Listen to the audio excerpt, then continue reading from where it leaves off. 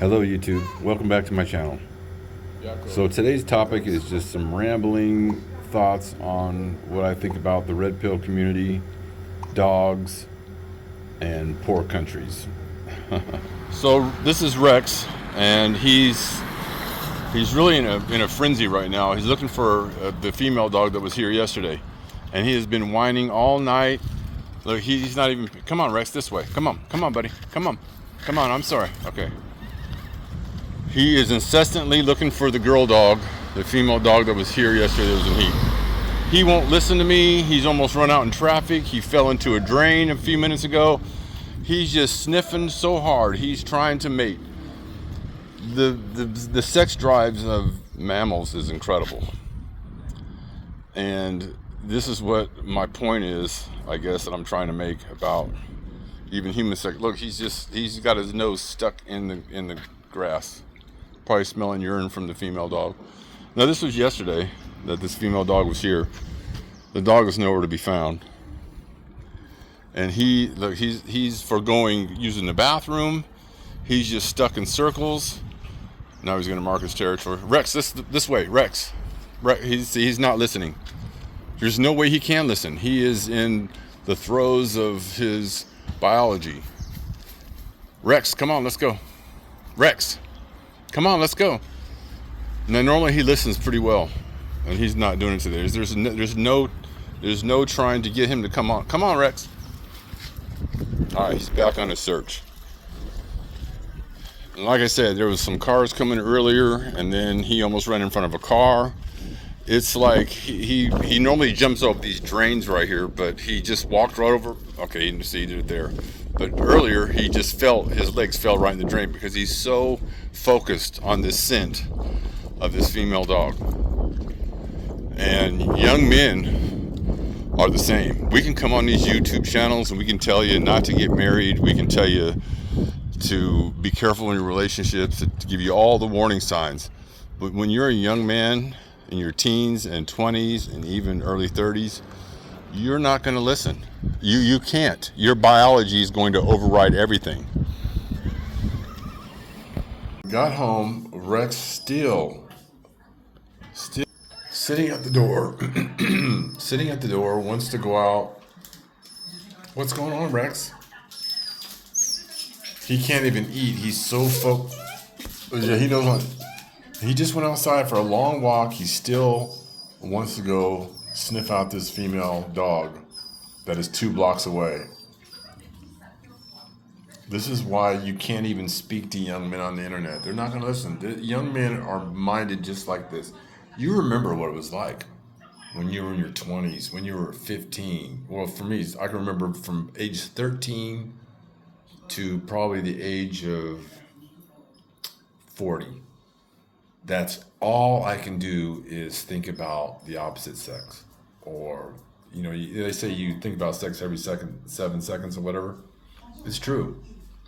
Only at age 54 can I see this insane. That's why I don't understand why we keep trying to have these videos where we keep speaking.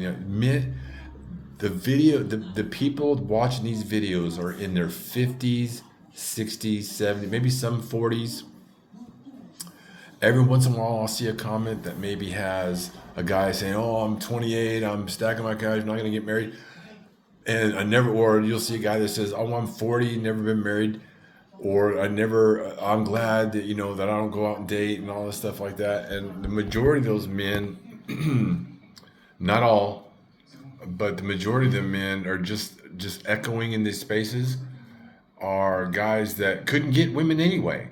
So they cope with that, but I know that us men in these red pill space, we want to mentor younger men. We want to warn them of the dangers and pitfalls of marriage and female nature. I know we want to do all that, but it's not reaching them. You can watch videos of guys now. There's some, and just on YouTube, just some guys are waking up.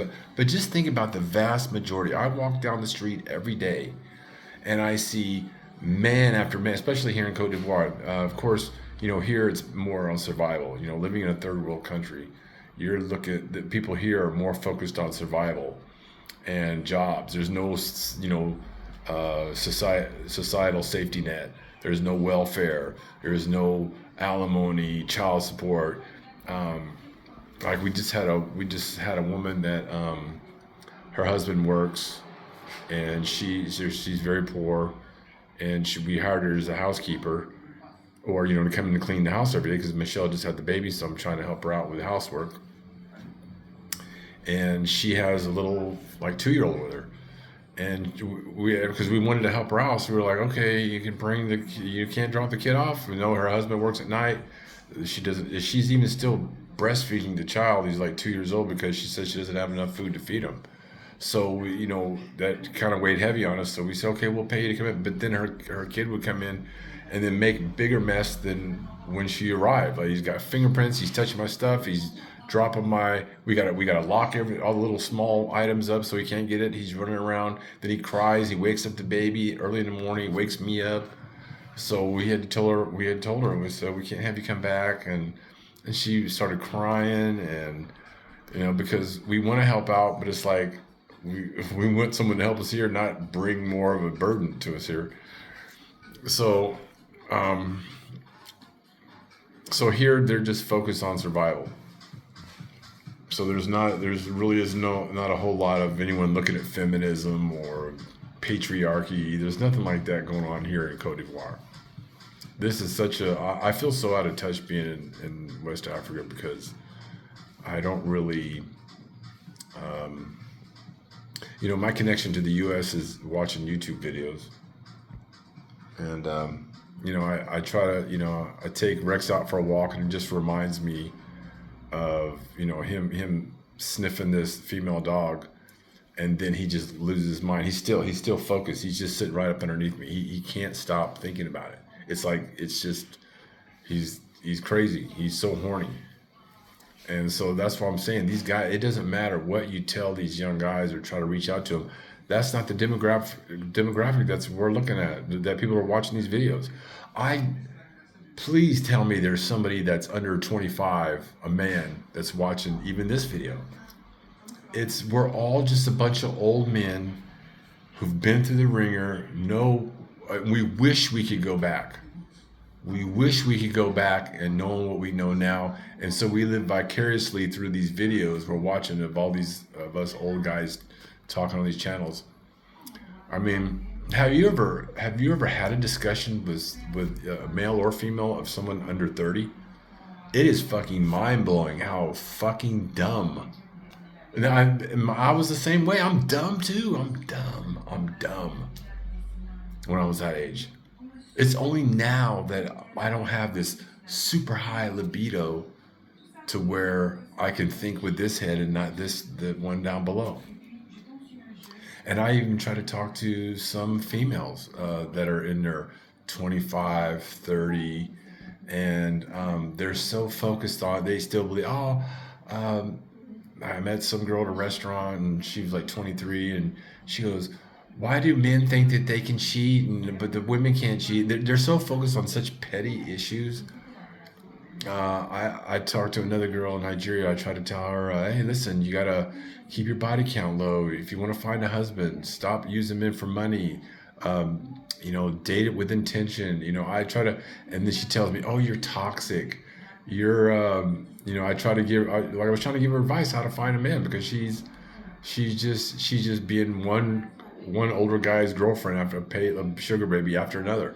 And she doesn't see how that's ruining her chances of ever finding a lasting relationship, because she just only wants to date white guys. She only wants to date white guys with money. And then, of course, she meets some older guy where she's at in her city. And, of course, he's a foreigner. And he's only going to stay there for a short time. So she becomes a sugar baby. And then it's over within a few months, maybe at the most a year. And then it's finished, because nobody fucking wants to live here in Africa. No white people, foreigners, French, maybe some do live here, but listen, even I, if I had my choice, I don't want to live here. Who wants to come fucking live in Africa? I don't give a fuck what you say. I don't want to go back to America, because there's no way. The mindset there is America's finished. The culture is destroyed. any motivation I have for even living there. We're so divided there. So I come here, sacrifice and come here. But listen, I saw the writing on the wall. I decided I'm going to take an extreme measure and went and go get a woman out of the village and settle down here. You almost have to go to an extreme in order to find a relationship, to make a family. Like, I have a baby daughter now, but look at the extreme measures, because I wanted that so bad. Because listen, I've already lived being a bachelor. I've already done everything, in life. I've done exciting things. I've rode motorcycles and rode in helicopters, went to war. And I've talked about this stuff before. For me, there's no greater joy than being a dad. And I can do that here because I went to an extreme measure of removing myself from the American culture. It's almost like time warping back in time, coming to this country. It's like going back to, I live in a modern city. Don't get me wrong. I have Wi-Fi. I have my Xbox. There's cars. People drive nice cars. It's a bustling city, but it is like a copycat of a modern city. It's not actually a modern city. Like, several times a day we go without water. Like this, right now, the water's just off. We don't know why. The landlord doesn't know why. The water just gets cut off. We go every day, at least 2 times a week, maybe sometimes more. Power outage. Power just goes out. They brown out the city because they're running. I don't really understand. I don't really care. It's not that bad. I could probably get a generator, but I'll just let the power go out and it's fine or whatever. So it's not really a real modern city and conveniences. It's not real. Africa just kind of copies. They build everything out of brick. There's no wooden structures here. The roads are terrible. So now I live 20 minutes away from a little village or a little town called Enyama. And that's where Michelle's from and her mom's from. And it's got mostly dirt roads. It's so poor. And, people live in houses built of brick, and they'll have just a tin roof where, there's a space up top. Where, it rains, it just sounds like you're in a thunderdome. There's no heat or air. There's no air conditioning. Flies everywhere, living in dirt. They got to cook outside in little stoves. That's where Michelle's family's from. So I took it there because I don't have a lot to provide. I don't make 6 figures. So what I have is like a lot. I probably make more than all the sisters and husbands all put together. So it's like a come up for her. But at the same time, it's a come up for me too, because she's a great mom. And she's easily satisfied with just little things and what I can provide, and it's all good. But I couldn't imagine trying to do this in America. No, I tried several times. So anyway, I just, again, these comment sections that I read on these men's channels, let's be honest, we're just talking to ourselves. We're talking to guys. None of us are. Very few people are like me, where they go out and they start a family when they're 54. Most guys at my age, they've already been divorced. Their kids have been alienated from them, or they're paying exorbitant child support, and they're just ruining. Never get married. Yeah, we're just talking to ourselves. Yeah, never get married. Yeah, duh. When are we gonna say duh? Like, these guys just come here and we just echo chamber it out every day. That's what makes it hard for me to even try to make content, because I'm not investing. I'm not running the crypto market. I'm not trying to get rich. I don't even care about being rich. I honestly don't. I probably could do it if that was something, but I don't know what would motivate me to do that. What? Because I want to buy a Lamborghini? Because I want to buy a big ass house? I'm living minimally right now, just in a little tiny, 2-bedroom apartment. Look, I got a plastic table. It costs like $20. It's a table. What, I need a marble table? What do I need? I need to stack up 50, 60,000, 100,000, $1 million in the bank. For what? That's not going to make me happy. With no one to share it with, life is about people and relationships. And these people are talking about, I'm just not going to be in a relationship. I'm not going to get married. I'm not going to do this. Okay, don't get married, but to say that you're just going to go it alone, and I understand why people do that, but at the same time, wouldn't it be just easier just to learn female nature and negotiate your relationships on your terms and put yourself someplace to where you don't have a system that can attack your wallet? I know, maybe I guess that's not realistic for most people. I guess I understand. So I'm in a unique situation where I just don't give a fuck. I went to a poor ass country, got me a poor ass woman, I live in a poor area, and I feel safe here. And look, just one thing I want to say too. Even here, listen, I don't like cops. Let me say that again. I don't like cops. Cops. I have a whole reason for that. Getting falsely accused back in the day. I've had cops lie on me. I've had cops beat me up. No, I'm being serious. Like, you can say, "Oh, what did you do?" I'm telling you, you'd be surprised. And even here, living in this developing third world country, city of Abidjan, when I go out at night, guess what I fear the most? What am I on alert for? And I shouldn't be. Cops. I'm scared of cops. I'm not scared, but when we go out, we're trying to avoid cops. Not that we're doing anything wrong, but see, the cops here are corrupt. Just like it's a different kind of corruption. But when I go out, like the other night, we went out, and me and my friend was driving. We weren't doing anything wrong, and they had closed off a road, so these trucks were coming the wrong way on the road. So it wasn't our fault, but this cop had come out in the middle of the road with a flashlight. But he's black.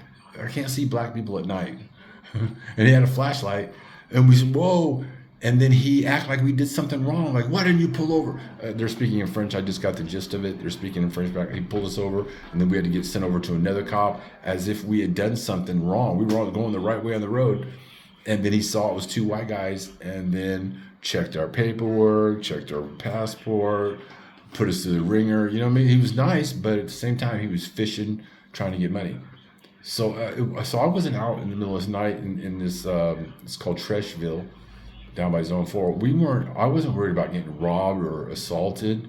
I was worried about cops doing something to us. And in America too, when I'm out late at night, I'm not doing anything wrong. I'm worried. I'm looking out for cops, because it's cops you got to fear now. It's the government. It's people who want to rob you, and it's not the guy on the street. Well, yeah, there are some people that will rob you. But this is not a dig on just to say, oh, I hate cops and this and that. They're not useful. Of course, we need cops. But nowadays, it's your government you should be scared of. It's the society that we live in, where you got cops and corruption so deep. Those are the guys you got to worry about. Don't get married. What you doing?